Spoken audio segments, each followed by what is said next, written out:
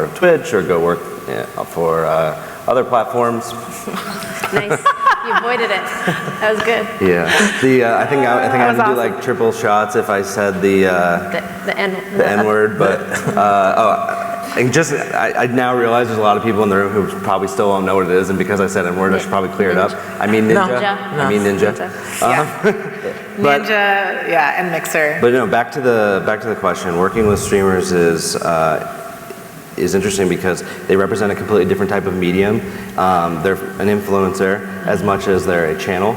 And I know that especially in this room, a lot of brands, and Gillette, who was up here before us, are gaining a lot of traction working around these personalities to push their brands. But it's still just like esports, newer part of the ecosystem.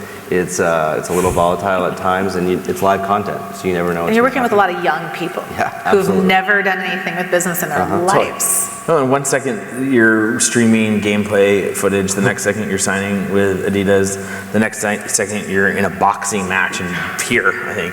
MGM shout out. Like what? It's just the span varies, right?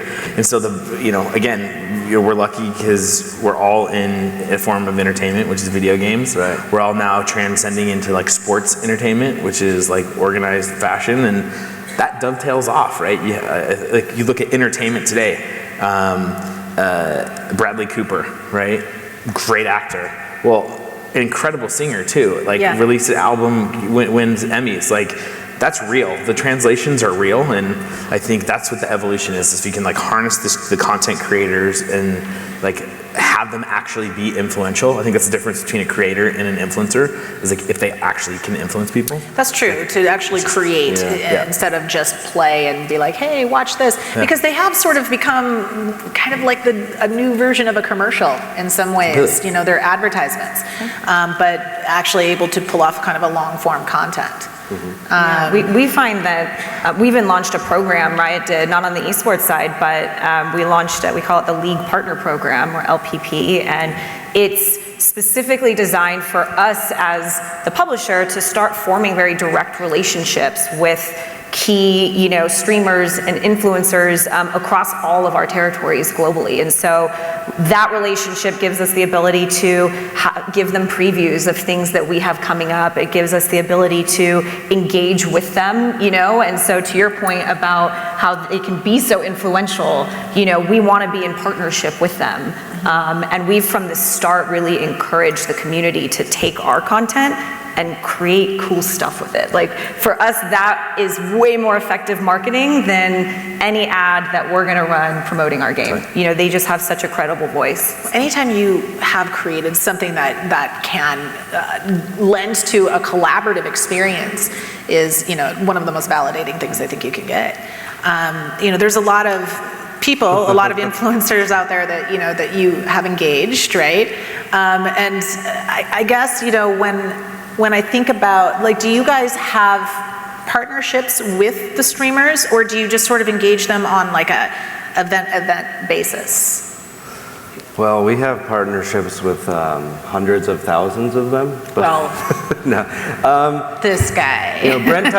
Brent touched on how we're talking about them as influencers and their potential impact in this space, and not all of them have necessarily figured out how to be truly influential yet, but those that have are really strong mediums. I mean, you use Bradley Cooper as an example. You can potentially do a brand activation with Bradley Cooper. We should get Bradley Cooper. And you might reach 5 million. You might reach 5 million people for a minute, but you could do something with an equally growing in popularity streamer, and you might reach 2.9 million people for like 10 hours. And that's the kind of difference we're talking about.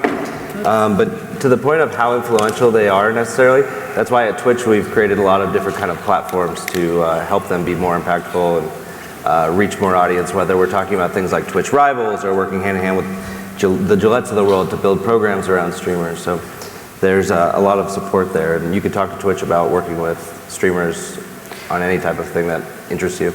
We are running out of time, but one of Please wrap up. I know. I'm looking at you guys though, so I don't see all of that. But one thing I want to ask you about is diversity, and specifically women, because I'm a woman and I have the opportunity to ask you guys, how are you guys going about kind of solving this dilemma? Because we have a major shortage of women, both players and in broadcast. You know, I have a game where every time a talent placard is sent out, an announcement, and I laugh because it'll be like 5 guys, 1 girl, 10 guys, 1 girl, 11 guys, 1 girl, and the girl's usually the sideline reporter. I've been fortunate enough to be given the opportunity to anchor, you know, and be a part of consulting and creating, and it might be due to age or experience, but I do notice that it is all, you know, it is men a lot of the times, and obviously there's a shortage of women. What are you guys kind of doing to, and I know we don't have much time, but in a short way, like what are you guys each doing to sort of help solve that? Want me to start? Yeah. You and I have talked about this. We have. A ton. On the talent side, the broadcast side, and I haven't had a chance to update you on this, but we actually are taking some very concrete steps out of the conversation you and I had. What we realized is, at least for ESL, we have a desire to see more diverse on-air talent. And when we go out and we look, sometimes it's hard to find availability of the right people who have the right expertise. You and I have said it's a small pool. And so what we're doing now is looking at launching something called a Caster Academy. So it's effectively a training academy. So we can bring in people who are interested and say, here's what you need, we'll give you a headshot, we'll give you the training, we'll have Michelle come tell you all the do's and don'ts, so that we can just very simply diversity at its first step is just numbers, right? I legitimately just got goosebumps because I'm so happy as talent to hear that. That is amazing. And I think, I mean, look, that's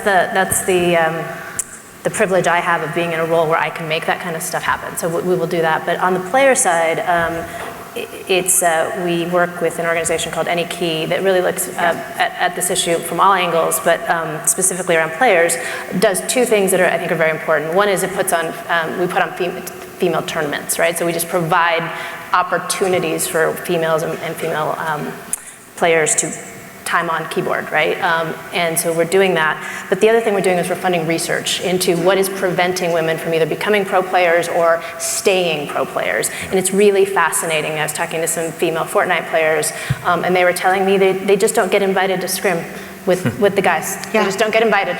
So they reach a ceiling where their play doesn't get any better because they're not being invited to play with the best male Fortnite players. So just even starting to understand some of those things is what will allow us as an industry to confront them.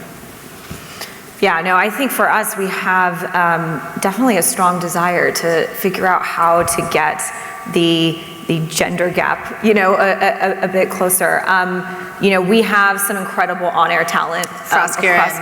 Yes, Shocks. You guys have really good females. Olive here, Candice out in LPL. And so, you know, it's about figuring out, I think, you know, what we're looking at now is how do we create more of those opportunities, both on the broadcast side and on the player side. It's a little bit of what you said. For us, it's like we need to figure out what the root cause is, right? Like, why aren't there more females who are aspiring to be or trying to be professional players? And that might start way before you get even near the pro level. Maybe it starts in high school. And so we're, you know, as we're actually developing our competitive play ecosystem, like, you know, we have semi-pro, we have collegiate now. We're actually now starting to do high schools as well as figuring out how we start to, you know, get more females in at that level as well. And, you know, I think when people think about females and maybe the lack thereof or the perceived lack thereof in the industry, you know, I think it's important that the most obvious places to look at is the pro scene.